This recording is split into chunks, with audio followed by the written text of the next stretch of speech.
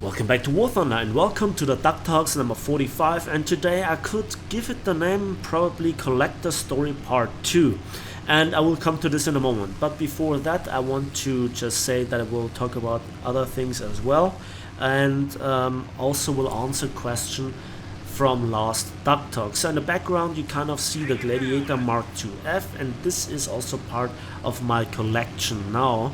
I will come to this back in a moment. So the questions from last Duck Talks were, for example, from Vertiman6, are you going to stream at some point or will you stay a YouTuber? So first of all, I'd love to stream, but I simply can't. I don't have the time to put up a regular schedule for streaming, and I also don't have the reliable internet connection, and at some point the internet goes just wild. I get a reduced bandwidth and ping and packet loss and whatnot.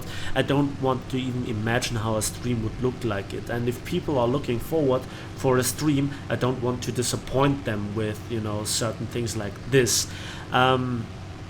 So there is that. Then Alexandre Sales asked, how old are you? And he explains that I sound kind of experienced with my vocabulary, so thanks for that. First of all, I'm 28, so I'm way too old for this gaming shit.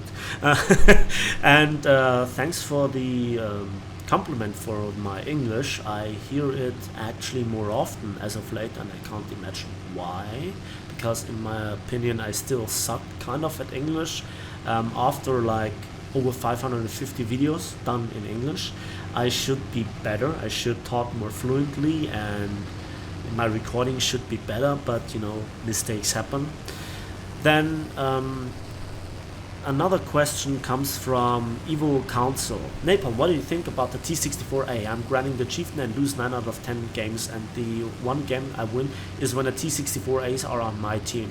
They always finish games within minutes, wrecking everything. I've got the T64A too, but can't stand playing it because it's just way too good and easy to play. Tried one game last week, took 27 shots, excluding SPA, including 80 gems, and only the commander got yellow. That moment I decided to not play that unbalanced again. So, first of all, I kind of agree with the T64, and the reason for it is how the maps are designed, how Russian teams in general are made up, and also one problem is to counter T64A. So previously we had the KPZ 70 and also the MBT 70, and both got nerfed in terms of reload speed, and well, then they got increased from 6 seconds to 10 seconds now. So before they reloaded much faster than T64A, now they reload much slower than this. And also the stock, well, ammunition selection for the KPZ 70, well, let's just have a quick look into it, because I'm wondering which kind of ammunition it is. Modifications, here we go. Yeah, the stock shell is the M49A1, which is a heat shell with just 354 millimeters of penetration. And you also have an ATGM, the MGM51C. Are both heat shells? Are both capable of penetrating the front of a T64A, because it's specifically designed to counter heat shells? I guess so. And then you have to go through the stock grind till you get to the tier 2 upgrade. So that means you need previously 2 upgrades to unlock tier 2 upgrades, and then you have to unlock it, and it takes nearly 72,000 research points to get to that. And if you can't do anything against the T64 in the beginning, well, you kind of see how problematic it is, and the T64A just can one-shot every other tank in the game from the front with the stock round. Again, very easy, very forgiving, very straightforward. You just can push into the capture zones, capture it, and it's just a walkover. And this is also what makes it particularly annoying when you think about the Begleitpanzer 57, which I played kind of a lot recently. It's a very interesting vehicle. I made a first impressions of it, so you might have a look at this video again. And I encountered it. You just get rushed, and you actually have to hide yourself and stay back and let yourself overroll by the T64s and hope that nobody looks around the corner, and then you can hammer the side with this insanely awesome Bofors 57mm gun, and yeah, just hope that you get their bags and so forth. But then there are just too many before you can reposition, before you can really kill off them. They are going for you, and they can even damage your gun breech from the front with machine guns, with the 7.62 machine guns, which is absolutely hilarious. So yeah, then we have another question from Nissan U-Dot. What do you think about the Object Nano 6 is comparable to the Leopard 1, or perhaps better than the Leo? So the Object Nano 6 has the following benefits. It has a lower battle rating than the Leopard. It has a stabilizer, a shorter reload, APHE, and doesn't have to face the Soviets. Of course the Object Nano 6 is awesome to play, but my problem with the Object Nano 6 is that because of this good package that we have on paper, I play it way too aggressively and not patiently enough. And there are bad things about it, like the gun depression or the lack of it, but all the other things in the package are just so good on the overwhelming majority of maps in War Thunder that I think the Object Nano 6 is way too high, way too low in battle rating, and something like the Begleitpanzer is way too high.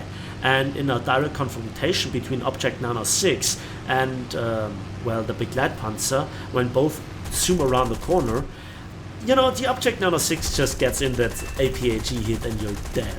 And you just have to hit it with your solid shots multiple times. The semi-armor piercing shot is something that I will discuss in the upcoming tank review on the Begleitpanzer, which is really weird, just not quite good enough, very strong, and it's difficult to explain it, so wait for it. And yeah, I think APHE on a light tank with the penetration of the long 88 with a shorter reload and a stabilizer, it's an absolute must-have. So then Colin Thornaycroft asks, what are your opinions on the Hellcat side change nerf? Are you ever going to make a video on this?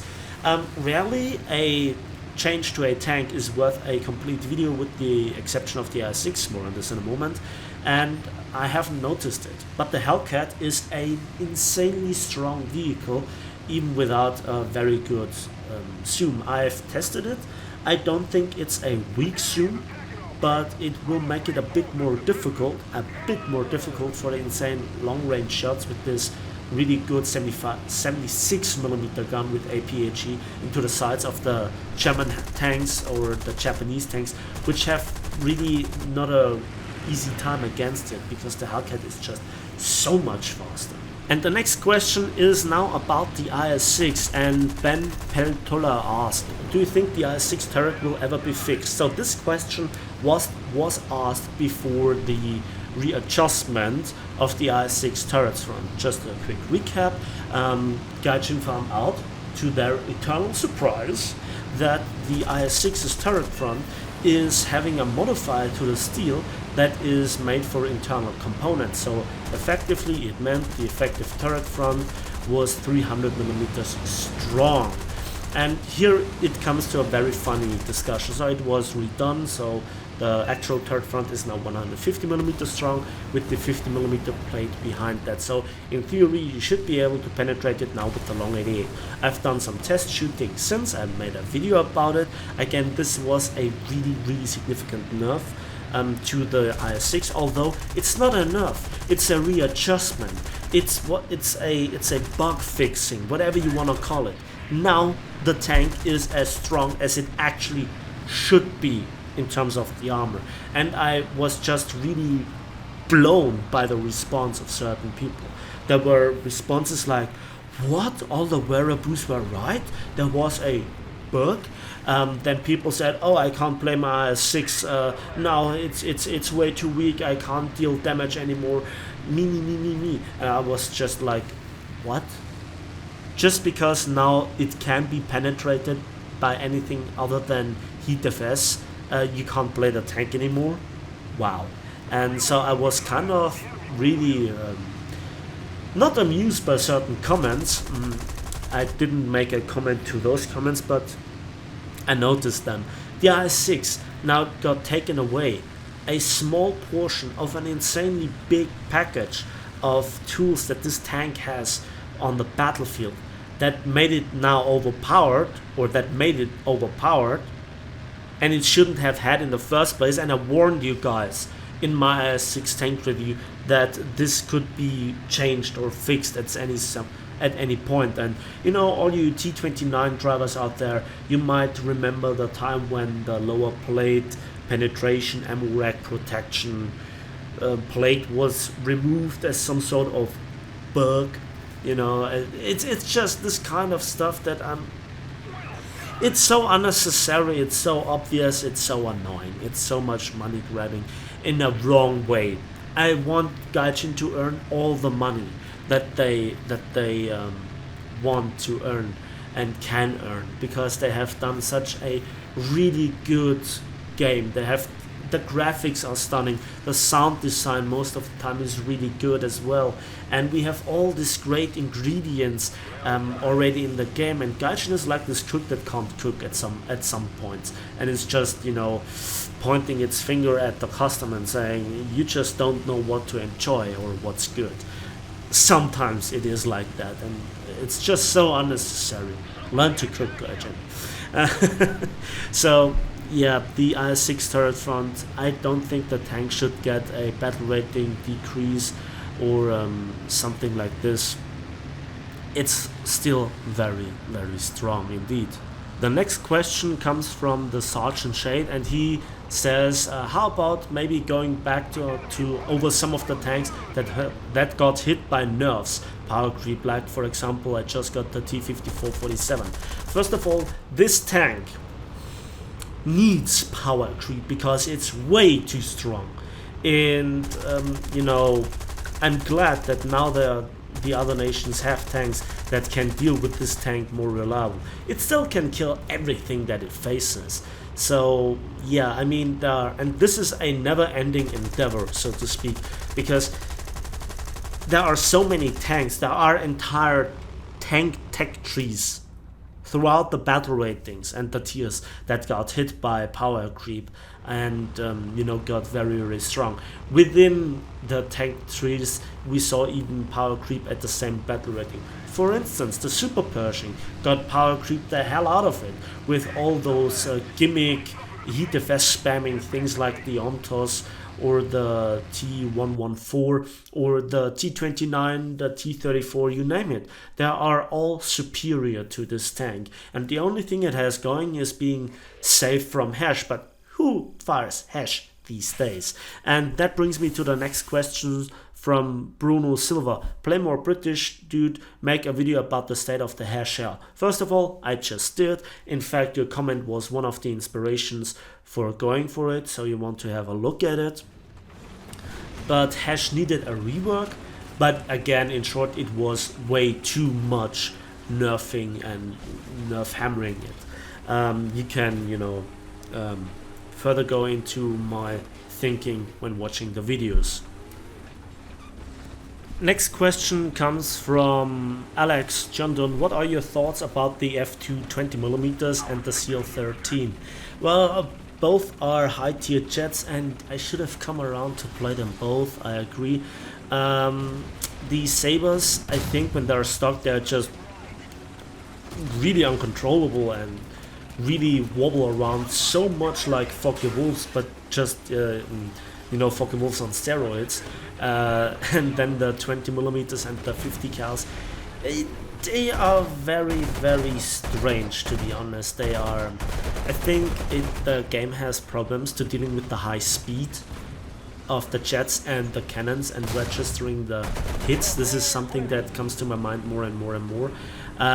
If it wouldn't be for this registration thing and this really wobbly handling, especially when the planes are stuck, I would probably come around to play them more.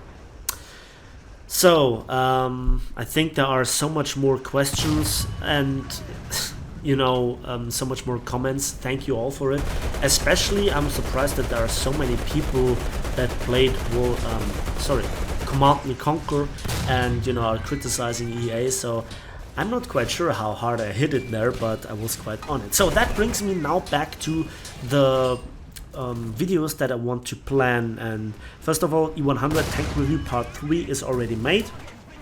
I'm not quite sure if I have released it yet, or I will release it the day before I release this one. Then also the Begleitpanzer 57 tank review is something that I will really enjoy to make. I know a lot of German tanks as of late, a lot of Russian tanks. I gave you the British, I gave you some gameplay of American tanks. I can't do everything, I'm sorry about this. I tried to, you know, lighten it up with some French planes, which were mostly Americans, but the actual French planes are not, well, that interesting, to be honest. Except for some low tier stuff, but nobody's interested in low tier stuff, and the jets, well, you know the story. So Japanese planes, there is nothing to research. There is, well, I guess I can fly the G8N1, which I did, and it's always so much fun to play this plane. It's absolutely ridiculous, and I love it for it. Then since my rant about the jets, to mention it once more, YouTube is actually demonetizing some of my videos, and, you know, annoyingly enough, always the ones with some high view count, which is, YouTube, you really want to go this way? I think it's absolutely a shame. Then let's talk about World of Warships. I was really surprised that I didn't get any hate comments in that video, because, you know, a lot of the subscribers that are watching my YouTubers weren't subscribed when I did my last World of Warships video, and, you know, you guys really enjoyed it. Although, I mean, those who watched it really enjoyed it, except that first 15 seconds, because there was some stuff wrong with the editing, I guess, but when I pre-watched the video, it was fine. So I have no idea where this thing is coming from. So there is that. Then let's talk about me and my collector's story part 2. So I did a video like 3 months ago about my state of my my account, and as of today, I just know of 3 planes that I don't have. One of them is the German Heinkel 162A1, the recently rewarded vehicle. Then there is also the Russian Tu-2, which was a gift plane for all those who participated in the beta test of War Thunder, the closed beta test, not of the tanks but the actual game. And then there is also, well, the French jet, which I still have for a test drive, and I'm just 88,000 research points away from the MD for 522A. So everything else I have, all the rare premiums and reward planes / tanks, everything that you can research, even more than that, because I own planes that were taken away from research years ago. For example, some of the SM-79s from the Germans, and a lot of the, well, Italian planes out of the German tech tree in total, C200, C202, CR42, G50s, and yeah, I guess I have 7 SM-79s just in the German tech tree. The same goes for some Russian SB2Ms, of which I have a complete folder with 5 of them and another one. So there are so many planes. Just to read it out for you, currently I have 181 American, 202 German, 223 Soviet, 147 British, 125 Japanese, 38 Italian, and 35 French vehicles, and the overwhelming majority of them are actually spaded. And I love to show you some low tier planes from time to time, especially if there are such rare vehicles such as the Gladiator Mark II F, which is unique just in the case of the paint job. So I love it. I love to show it. I know not a lot of you are interested of it, but, you know, between the rants and the reviews and the annoyances in certain of my videos, I want to show you from time to time stuff that really keeps me going, because I am an insane collector. And yeah, furthermore, I might prepare you for also other tanks that I just got my hands on. For example, the German Sherman that I actually bought with my own money. So all my YouTube money, all the money that I earned with YouTube so far, a big portion went into the well, dollar or 60 euro bundle of the Panzerkampfwagen M4748A, as it is its official designation. The tank is not worth the money, but I had to have it. Same goes for the Soviet T-34 prototype, and I have not even played it, but I just needed to have it. And you know, I'm nuts, I'm insane. So what? Sue me. Again, it also cost $60. It's not worth it, and it was in the 5th anniversary celebration week of Gaijin where they offered this package, and I was very lucky to notice it. And they just gave away 500 packages for a very short time, or just those 500 packages for each tank, and I, you know, was nuts, and I bought both. I might showcase them at some point, but it's nothing of priority. So there is that. And well, again, the 100 tank review part 3, it's a bit different. There is so much stuff that I had recorded, I could not potentially show everything. Some of the footage also was not you know, very good with quality, so I had to throw it away. I managed to get it down to 28 minutes, something like that. So that was the best that I could do. And yeah, with all that, I think that's it for today. So thanks for watching, thanks for listening. I hope you enjoyed the video. Please give it a like if you did, subscribe if you want to see more. Ask your questions in the comment section, and let me know what you think about the topics that I just mentioned in this video. And as usual, we'll see each other in the skies and on the battlefields of War Thunder.